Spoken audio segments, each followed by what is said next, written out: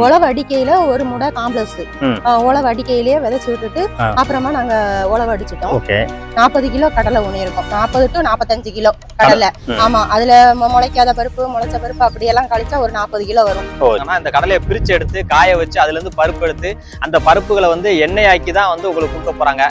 கடலை வந்து நல்லா திரட்சியா இருக்கு. நமக்கு கொஞ்சம் இது வந்து லாபமா இருக்கும். எண்ணெய் எல்லாம் நமக்கு இடுபொருள் எல்லாம் பார்க்கையில இது கொஞ்சம் லாபமா இருக்கு. முதல்ல வந்து எப்படின்னா ரேணுஸை விரிச்சிட்டு அப்புறமா அந்த சைடு ஒரு 1/2 இன்ச்சு கேப்பு, 1/2 அடி கேப்பு, இந்த சைடு ஒரு 1/2 அடி கேப்பு விட்டுட்டு நம்ம ஊனி இருக்கோம். இந்த கடலை சாகுபடி வந்து அவங்க எப்படி மேற்கொண்டாங்க, இது எவ்வளவு பரப்புல வந்து இந்த கடலை சாகுபடி செஞ்சிருக்காங்க, இதுக்கு என்னென்ன உரங்கள்லாம் பயன்படுத்தினாங்கிற ஆரம்ப கட்டத்துல இருந்து இப்ப வரைக்கும் இவங்க என்னென்ன பண்ணிருக்காங்க, இதுக்கப்புறம் இந்த கடலையை வந்து எப்படி அவங்க வந்து எண்ணெயா மாத்தி உங்களுக்கு கொடுக்க போறாங்க அப்படிங்கிற எல்லா தகவலும் நம்ம பதிவு செய்ய போறோம். இப்போ வந்து இந்த கடலையை சாகுபடி செஞ்சு தண்ணீர் பாய்ச்சுறீங்க. இந்த தண்ணீர் வந்து எத்தனை நாள் இடைவெளியில வந்து தண்ணீர் கொடுத்துக்கிட்டே வந்துட்டு இருந்தீங்க? இது முதல்ல ரொட்டேட்டர் வச்சு அடிச்சிட்டு அப்புறமா நாங்க ஒரு 5 கலப்பை வச்சு ஒரு உழவுதைங்க. சரி, அதுக்கு அப்புறமா ஊன ஆரம்பிச்சாச்சு. இப்ப இந்த ஃபர்ஸ்ட் பூ வந்து ஒரு 20 to 30 நாளுக்குள்ள வந்துருது. சரி, அதுக்கு அப்புறமா ஒரு 35-40 நாளுக்குள்ள அடுத்த பூ வந்துருது. ஆமா, அதுக்கு நமக்கு வந்து இந்த கடலை வந்து நார்மலா பரவாயில்லை அப்படின்னு தான் சொல்லலாம். ஏன்னா இப்ப உள்ள இதுல வந்து நம்ம வேற எதுவும் செயற்கை உரங்கள் பயன்படுத்தாம இயற்கை உரங்கள் பயன்படுத்தி இவ்வளவு கிடைக்கிறது பெரும் விஷயம்.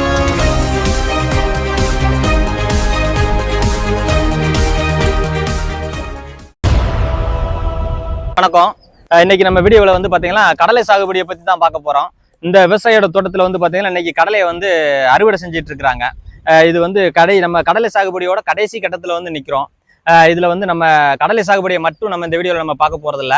ஒரு புது முயற்சியா வந்து பாத்தீங்கன்னா இந்த விவசாய நண்பர் வந்து என்ன சொன்னாங்கன்னா, என்னுடைய கடலை தோட்டத்துல இருக்கிற இந்த கடலையை வந்து சாகுபடி செஞ்சு நான் வந்து வியாபாரிகளுக்கு வந்து இதை நான் சேல்ஸ் பண்ண விரும்பல. எனக்கு வந்து நம்ம வீடியோ பார்க்குற நேயர்களுக்கு வந்து நேரடியாவே வந்து இந்த கடலையை வந்து எண்ணெயா மாத்தி வந்து கொடுக்கலாம் அப்படின்னு நினைச்சிருக்கிறேன். இப்போ நம்ம இந்த கடலை சாகுபடியை வந்து அவங்க எப்படி மேற்கொண்டாங்க, இது எவ்வளவு பரப்புல வந்து இந்த கடலை சாகுபடியை செஞ்சிருக்கிறாங்க, இதுக்கு என்னென்ன உரங்கள்லாம் பயன்படுத்தினாங்கிற ஆரம்ப கட்டத்துல இருந்து இப்ப வரைக்கும் இவங்க என்னென்ன பண்ணிருக்கிறாங்க, இதுக்கப்புறம் இந்த கடலையை வந்து எப்படி அவங்க வந்து எண்ணெயா மாத்தி உங்களுக்கு கொடுக்க போறாங்க அப்படிங்கிற எல்லா தகவலும் நம்ம பதிவு செய்ய போறோம். வாங்க. வணக்கம். இப்போ வந்து பாத்தீங்கன்னா நீங்க இந்த கடலையை வந்து சாகுபடி செஞ்சிருக்கீங்க. ஆமா, இப்போ வந்து இந்த கடலை வந்து நீங்க ஆரம்ப கட்டத்துல இருந்து கடைசி வரைக்கும் இதை எப்படி மேற்கொண்டுட்டு வந்தீங்க அப்படிங்கறத நம்ம இந்த வீடியோல பாத்துருவோம். அதுக்கு முன்னாடி வந்து பாத்தீங்கன்னா நீங்க வந்து இந்த கடலையை வந்து எண்ணெயை வந்து மாத்தி நம்ம வீடியோ பாக்குற நேயர்களுக்கு வந்து டேரக்டாக அனுப்பி வைக்கலாம்னு சொல்லியிருக்கீங்க. இப்போ வந்து பாத்தீங்கன்னா இன்றைய காலகட்டங்கள்ல தரமான எண்ணெய்களை வந்து நம்ம கிடைக்கிறது நமக்கு வந்து ரொம்பவும் கஷ்டம். இப்போ நீங்க கடைகளில் வாங்கக்கூடிய பாக்கெட் எண்ணெயா இருக்கட்டும், டப்பாவில் வாங்கக்கூடிய எண்ணெய்களா இருக்கட்டும், அதுல வந்து நிறைய கலப்படங்கள் இருக்கும். அப்படி இருக்கும்போது நம்ம விவசாயிகள் வந்து பாத்தீங்கன்னா பெரும்பாலும் எந்த விவசாயம் வந்து உங்களுக்கு வந்து ஏமாத்த மாட்டாங்க. கண்டிப்பா வந்து ஒரு நல்ல ஒரு இதைத்தான் கொடுப்பாங்க அப்படிங்கறத தான் நம்ம நம்புறோம். அதனால வந்து பாத்தீங்கன்னா இந்த கடலையை வந்து இவங்க என்ன செய்ய போறாங்கன்னா, இந்த கடலையை பிரிச்சு எடுத்து காய வச்சு அதுல இருந்து பருப்பு எடுத்து அந்த பருப்புகளை வந்து எண்ணெய் ஆக்கி தான் வந்து உங்களுக்கு கொடுக்க போறாங்க. குறைஞ்சது ஒரு 5 லிட்டர் வந்து கொடுக்கறதா சொல்லியிருக்காங்க. யாருக்காவது வேணும்னு நினைச்சீங்கன்னா நம்ம கீழே வந்து நம்பர் கொடுக்குறோம், வாட்ஸ்அப் நம்பர் கொடுக்குறோம். நீங்க அவங்களே தொடர்பு கொண்டு உங்களுக்கு எவ்வளவு வேணும்னு சொன்னீங்கன்னா அவங்க ஃபர்ஸ்ட்லேயே புக் பண்ணி வச்சுக்கிடுவாங்க. டேரக்டாவே வந்து உங்களுக்கு அனுப்பிடுவாங்க. இதுல என்ன வருதுன்னா, இந்த வந்து இப்போ அவங்க மொத்தமா ஒரு வியாபாரிக்கு கொடுத்தாங்கன்னா அவங்களுக்கும் நஷ்டம். இது வந்து பாத்தீங்கன்னா வாங்குற வியாபாரிக்கு தான் வந்து லாபத்தை வந்து கொடுக்கும். அதே இது பாத்தீங்கன்னா இப்படி கொடுக்கும்போது நீங்களும் ஒரு தரமான எண்ணெயை வாங்கின மாதிரி இருக்கும், அவங்களுக்கும் வந்து ஒரு நல்ல லாபம் கிடைச்ச மாதிரி இருக்கும். அப்ப நீங்களும் ஏதோ ஒரு வகையில ஒரு தரமான உணவை சாப்பிட்ட மாதிரி இருக்கும், ஒரு விவசாயிக்கு வந்து சப்போர்ட் பண்ண மாதிரி இருக்கும். அப்படிங்கிற நோக்கத்துல வந்து நம்ம இந்த வீடியோவை பதிவு செஞ்சிருக்கிறோம். வாங்க நம்ம வீடியோக்குள்ள போயிடலாம். வாங்க முக்கா. இப்ப வந்து பாத்தீங்கன்னா நீங்க இந்த கடலை வந்து இவ்வளவு இடங்கள்ல வந்து சாகுபடி செஞ்சிருக்கீங்க. இந்த பகுதியிலேயே நீங்க சாகுபடி செஞ்சிருக்கீங்க, அந்த சைடு அந்த பகுதியிலையும் சாகுபடி செஞ்சிருக்கீங்க. இது மொத்தம் எவ்வளவு பரப்புல நீங்க சாகுபடி செஞ்சிருக்கீங்கன்னு சொல்லுங்களேன். இது 1 ஏக்கரு 20 சென்ட். ஒரு 40 கிலோ கடலை ஊனி இருக்கும். 40 to 45 கிலோ கடலை. ஆமா, அதுல முளைக்காத பருப்பு முளைச்ச பருப்பு அப்படியெல்லாம் கழிச்சா ஒரு 40 கிலோ வரும். சரி. ஆமா, இதுக்கு நாங்க வேற ஒண்ணும் பண்ணல. ஃபர்ஸ்ட் உழவு, அதுக்கப்புறமா இந்த உழவுன்னு சொல்றீங்களா, இந்த உழவு வந்து எத்தனை உழவு வந்து இதுல வந்து போடுறீங்க? இது சட்டி கலப்பா உழவு போடுவீங்களா இல்ல ரொட்டேட்டர் வச்சு அடிச்சிருவீங்களான்னு சொல்லுங்க. முதல்ல ரொட்டேட்டர் வச்சு அடிச்சிட்டு அப்புறமா நாங்க ஒரு 5 கலப்பை வச்சு ஒரு உழவு உழுவுதீங்க. ஒரு சரி. உழவு. அதுக்கப்புறமா ஊன ஆரம்பிச்சாச்சு. இப்ப இந்த பருப்புகளை ஊனுறீங்களா? இந்த பருப்பு தேர்ந்தெடுக்கிறதுல ஏதாவது மெத்தட் இருக்கா, இல்லைன்னா நீங்க கடையில அப்படியே வாங்கிட்டு வந்து தான்? இல்ல இதுக்குன்னே கொஞ்சம் மில்லுல போய் கேட்டாலே நல்ல தரமான பருப்பு கொடுக்காங்க. அந்த பருப்பை நம்ம வந்து வாங்கி ஊனி இருக்கோம். இப்ப வந்து பாத்தீங்கன்னா நம்ம இந்த கடலைகள்ல இப்ப இது வந்து பாத்தீங்கன்னா சின்ன கடலையா இருக்குது, இது வந்து நாட்டு கடலை. ஆமா. இதே இதுல வந்து பாத்தீங்கன்னா ஹைபிரிட் கடலை எல்லாம் இருக்குது. அதுல வந்து பாத்தீங்கன்னா ஒரு கடலையிலே வந்து பாத்தீங்கன்னா 3 பருப்பு 4 பருப்பு இருக்கும். அதுல வந்து டேஸ்டும் கொஞ்சம் கம்மியா தான் இருக்கும். நீங்க இந்த ரகத்தை எதுக்காக தேர்ந்தெடுத்தீங்கன்னு சொல்லுங்களேன். இது கொஞ்சம் வளர்ச்சி நம்ம தரைக்கு இது கொஞ்சம் நல்ல தாங்கி பிடிச்சு வளரும். ஓகே. நல்லா வளர்ச்சியா வரும். அப்புறமா கடலை வந்து நல்லா திரட்சியா இருக்கு. நமக்கு கொஞ்சம் இது வந்து லாபமா இருக்கும். எண்ணெய் எல்லாம் நமக்கு இடுபொருள் எல்லாம் பார்க்கையில இது கொஞ்சம் லாபமா இருக்கு. இப்ப அவங்க சொன்னதுல வந்து ஒரு பெரிய விஷயம் என்னன்னு பாத்தீங்கன்னா, இந்த கடலையில தான் வந்து பாத்தீங்கன்னா எண்ணெய் வந்து அதிகமா வந்து கிடைக்கும். நம்ம ஹைபிரிட் கடலையில எண்ணெய் கிடைக்காது, பருப்பு அதிகமா இருக்கும். அதை நம்ம சேல்ஸ் பண்றதுக்கு கரெக்டா இருக்கும். ஆனா எண்ணெய் எடுக்கிறதுக்கு பாத்தீங்கன்னா நம்ம நாட்டு கடலை தான் வந்து ரொம்பவே பெட்டரா இருக்கும்னு நானும் அப்படிதான் நினைச்சேன். அவங்களும் அதான் கரெக்டா சொல்றாங்க. இப்போ வந்து பாத்தீங்கன்னா இப்போ நம்ம இந்த கடலையை வந்து நீங்க தேர்ந்தெடுத்துட்டீங்க. இதை வந்து நீங்க மிஷின் மூலமா நடவு செஞ்சீங்களா, இல்லைன்னா ஆட்களை வச்சே நீங்க ஒன்னொன்னா ஊனி பண்ணி பாத்தீங்க? இது ஆட்களை வச்சு தான் ஊனணும். ஆட்களை வச்சு ஊனிருக்கீங்க. எவ்வளவு ஆட்கள் உங்களுக்கு தேவைப்படுச்சுன்னு சொல்லுங்க. இதுக்கு ஒரு 20 ஆள் தேவைப்படுது. 20 ஆள் தேவைப்படுது. இந்த இதை ஊனின உடனே நீங்க தண்ணீர் பாய்ச்சிருக்கீங்க. ஆமா.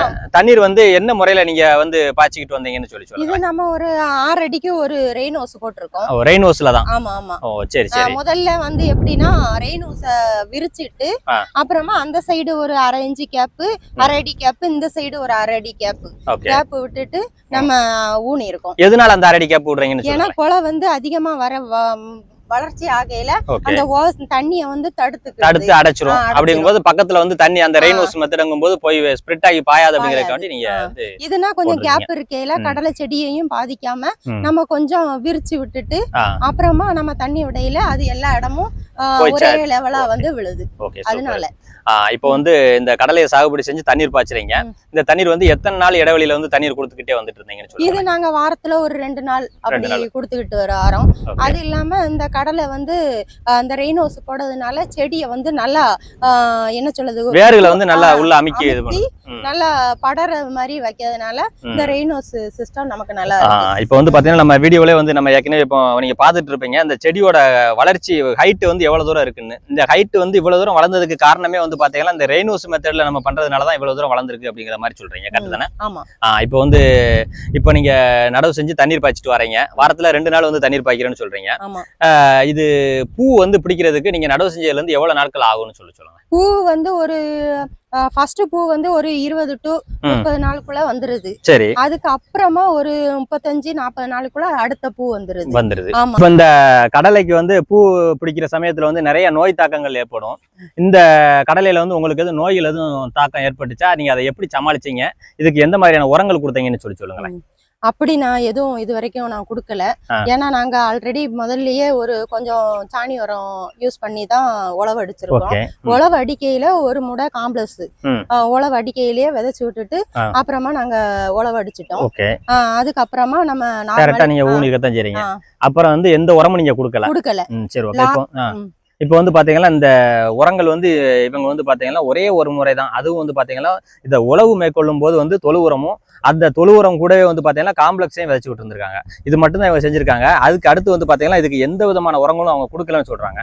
அப்படி இருக்கும்போது இதுக்கு வந்து நோய் தாக்கம்ங்கிறது கண்டிப்பா இருக்கும். இந்த நோய் தாக்கம் எந்த மாதிரி உங்களுக்கு ஏற்பட்டுச்சு, நீங்க இதை எப்படி தடுத்தீங்கன்னு சொல்லுங்க. அதாவது நோய் தாக்கம் அப்படிங்கிறது வந்து இந்த செடிக்கு வேற எதுவும் கருவல் நோய் அந்த நோய் இந்த நோய்னு எந்த நோய் இல்லை. என்னன்னா அந்த ரெயின் ஹோஸ் சிஸ்டத்துல நம்ம தண்ணி பாய்ச்சையில அதனுடைய தாக்கங்க அந்த பூவு அது மேல அந்த தண்ணி வந்து ஸ்ப்ரெட் ஆகி விழுறதுனால அவ்வளவு ஒன்றும் தாக்கம் தெரியல. கடைசியா அந்த பிஞ்சு இறங்கி அந்த கடலை பருப்பு வைக்க நேரத்துல கொஞ்சம் புழு வந்தது. நாங்க அதுக்கு வந்து சரி நீ கடலை வந்து பிஞ்சு பிடிச்சிருச்சு அப்படிங்கிறதுனால கொஞ்சம் அரை பருப்பு நல்லா திரட்சி ஆனதுனால நாங்க மருந்து எதுவுமே அடிக்கல. இன்னமும் அந்த மருந்து அடிக்காததுனால இந்த புழு செடி இதெல்லாம் பாருங்க அப்படியே தான் இருக்கு. அந்த செடிகள்ல வந்து வந்து இந்த செடிகள் எல்லாமே ஓட்ட ஓட்டையா தான் இருக்கு, புழு வந்து நிறைய சாப்பிட்டு இருக்கு. அப்ப நீங்க வந்து மருந்து ஸ்ப்ரே பண்ணதெல்லாம் இந்த புழு வந்து இந்த செடிகளை தாக்கி இருக்காது. ஆனாலும் எங்களுக்கு இந்த கடலை வந்து நல்ல விளைச்சல் இருக்கு அப்படிங்கிறதுனால நாங்க இதை அவாய்ட் பண்ணிட்டோம். அது இல்லாம இது வந்து எங்களுக்கு நாங்க வீட்டுக்கு எண்ணெய் பசங்களுக்கு எல்லாத்துக்குமே நாங்க இது எடுக்கிறதுனால வேற மருந்து எதுவும் அடிக்க வேண்டாம் அப்படின்னு அவாய்ட் பண்ணிட்டோம். ஓகே, இப்போ வந்து பாத்தீங்கன்னா அவங்க இந்த விவசாயி என்ன சொல்றாங்கன்னா, இந்த செடிகளும் நம்மளே இப்போ பார்த்துட்டு இருக்கிறோம். இதுல வந்து மற்ற விவசாயிகளுக்கும் நம்ம சொல்லக்கூடிய தகவல் என்னன்னு பாத்தீங்கன்னா, நீங்க திடீர்னு ஒவ்வொரு இதுக்கும் நீங்க மருந்தை வாங்கி அடிக்க தேவையில்லை. இப்போ நீங்க பிஞ்சு பிடிக்கிறதுக்காண்டி ஒரு மருந்து அடிப்பீங்க, பூ பிடிக்கிறதுக்காண்டி, பூ உதிராம இருக்கிறதுக்காண்டி சொல்லி எக்கச்சக்கமா மருந்து அடிப்பீங்க. அந்த எதுவுமே தேவையில்லை. இது வந்து பாத்தீங்கன்னா மழை மாதிரி தான் நமக்கு இந்த ரெயின் ஹோஸ் வந்து தண்ணி வந்து பாய்ச்சிக்கிட்டு இருக்காங்க. அப்படிங்கும்போது அந்த மழை பெஞ்சாலே வந்து பூ வந்து பாத்தீங்கன்னா எந்த ஒரு நோய் தாக்கமும் ஏற்படாது. அப்படி இருக்கும்போது இந்த கடைசி நேரத்துல வந்து நம்ம எந்த மருந்து அடிக்காதனால இந்த செடிகள்ல வந்து புழுவோட தாக்கம் வந்து அதிகமா இருந்து ஓட்டையெல்லாம் போட்டிருக்கு பாருங்க. ஓட்டை போட்டாலுமே இங்க கடலைக்கு வந்து எந்த பிரச்சனையும் இல்லை. இப்போ நீங்க பாருங்க, இந்த கடலையில ஏதாச்சும் ஒரு கடலையில எங்கேயாச்சும் சோடை இருக்கான்னு பாருங்க. அவ்வளவு தெளிவா இருக்கு. எல்லாமே சின்ன கடலை, நாட்டு கடலை தான் போட்டிருக்காங்க. இந்த கடலையில எங்கேயுமே வந்து பாருங்க எந்த சோடையும் இல்லை. இவ்வளவு இதுகள் தாக்கம் இருந்தாலும் இங்க எதுவுமே பிரச்சனை இல்லை பாருங்க. அதனால வந்து பாத்தீங்கன்னா இந்த விவசாயம் வந்து ரொம்ப நேர்த்தியா கொண்டு வந்திருக்காங்க. இப்போ நீங்க இவ்வளவு செடிகள்ல வந்து இவ்வளவு கடலை பிடிச்சிருக்குது. இந்த கடலை வந்து உங்களுக்கு சரியான அளவுல பிடிச்சிருக்குதா, இல்லைன்னா உங்களுக்கு சாகுபடி குறைவா இருக்கான்னு சொல்லுங்களேன். இல்ல, நமக்கு வந்து இந்த கடலை வந்து நார்மலா பரவாயில்லை அப்படின்னு தான் சொல்லலாம்.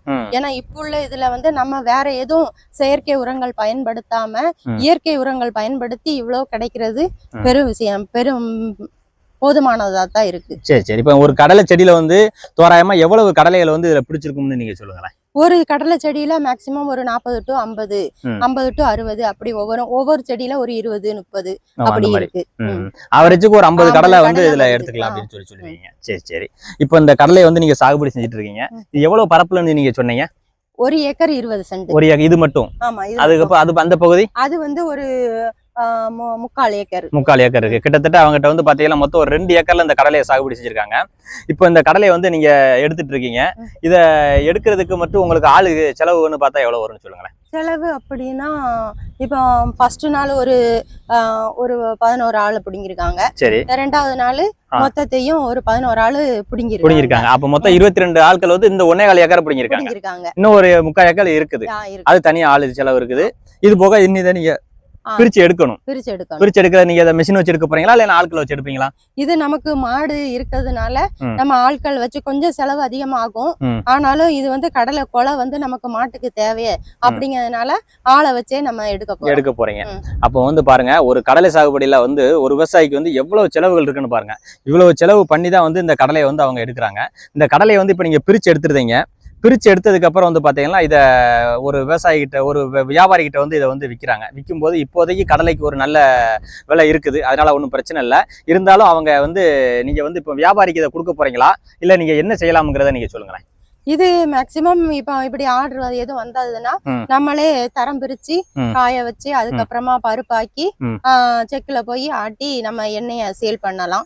சப்போஸ் இந்த அவ்வளவும் சேல் ஆகல அப்படின்னா பகுதியை நம்ம வியாபாரிக்கு தான் கொடுக்க வேண்டியதா இருக்கும். இப்ப வந்து பாத்தீங்கன்னா நம்ம விவசாய நண்பர்கள்கிட்ட வந்து இப்ப நம்ம வந்து அவங்க சொன்னதுனால நம்ம இந்த வீடியோ பதிவு செய்யறோம். இப்ப அவங்களுடைய எதிர்பார்ப்பு என்னன்னா, இந்த கடலையை வந்து அவங்க தோட்டத்தில் விளைய வச்ச இந்த கடலையை அவங்க பருப்பா பிரிச்சு இந்த பருப்பை வந்து எண்ணெயா மாத்துறாங்க. எண்ணெயா மாத்தி நம்ம வீடியோ பாக்குற நேயர்களுக்கு வந்து இதை வந்து டைரக்டாவே அனுப்பி வைக்கலாம் அப்படிங்கிற மாதிரி பிளான் பண்ணியிருக்காங்க. இதோட விலையும் எப்படி இருக்கும், இது நீங்க குறைஞ்சது எவ்வளவு லிட்டர் வந்து நீங்க அனுப்பி வைப்பீங்கன்னு சொல்லுங்களேன். இது தோராயமா ஒருத்தங்க ஆர்டர் பண்ணுனாங்க அப்படின்னா ஒரு 5 லிட்டர் மேக்சிமம் 5 லிட்டர்ல இருந்து அதுக்கு அங்கிட்டு எவ்வளவு வேணுமோ அவ்வளவு நம்ம கொடுப்போம். குறைஞ்சது 5 லிட்டரு. 1 லிட்டர் வந்து மேக்சிமம் வெளியில 350 ரூபா இருக்கு. நம்ம அதுல இருந்து ஒரு 10 ரூபா அட்ஜஸ்ட்மெண்ட் முன்ன பின்ன பார்த்துட்டு நம்ம கொடுக்கலாம். ஏன்னா இது வந்து முதல் டைம் நம்ம இது எண்ணெய் நம்மளே கொடுக்கலாம் அப்படிங்கிறதுனால நம்ம இதை நினைச்சிருக்கோம். இது மாதிரி இது வந்து நம்ம பகுதியில் வந்து பக்கத்தில் இருக்கிறதுனால நம்ம நேரடியாக வந்து பதிவு செஞ்சாச்சு. இது மாதிரி மற்ற விவசாயிகளும் தங்களுடைய விவசாய பொருட்கள் வந்து ஏதாவது நீங்கள் வந்து நல்ல ஒரு தரமான பொருட்களை வந்து நீங்கள் சாகுபடி செஞ்சிருக்கீங்கன்னா நம்ம சேனலை வந்து நீங்கள் தாராளமாக அணுகலாம். உங்களுடைய பொருட்களை வந்து பார்த்தீங்கன்னா நம்ம நேரடியாக வந்து கஸ்டமருக்கு கொண்டு போய் சேர்க்கறதுக்கு எங்களால் முடிஞ்ச ஒரு சின்ன சின்ன உதவிகள் வந்து நாங்கள் வந்து செஞ்சு கொடுக்கலாம் அப்படின்னு சொல்லி நாங்கள் பிளான் பண்ணியிருக்கிறோம். இதுக்கு நீங்கள் எந்த ஒரு கட்டணமும் எங்களுக்கு செலுத்த தேவையில்லை. நீங்கள் வந்து நம்ம ஆர்டர் பண்ணக்கூடிய அந்த நேயர்களுக்கு வந்து தரமான பொருளை கொடுத்தாலே அதுவே எங்களுக்கு சந்தோஷம் தான். இந்த வீடியோ எவ்வளோ நேரம் பார்த்துருப்பீங்க. நம்ம சேனல்ல வந்து நிறைய விவசாயம் சம்பந்தப்பட்ட தகவல் வந்து பதிவு செஞ்சுட்டு வந்துட்டு இருக்கிறோம். நம்ம சேனல் பிடிச்சிருந்துச்சுன்னா தொடர்ந்து சப்ஸ்கிரைப் பண்ணி ஃபாலோ பண்ணுங்க நண்பர்களே. சப்போர்ட் பண்ணுங்க. விவசாய சார்ந்த தகவலுக்கு வந்து சப்போர்ட் பண்ணுங்க. நன்றி, வணக்கம்.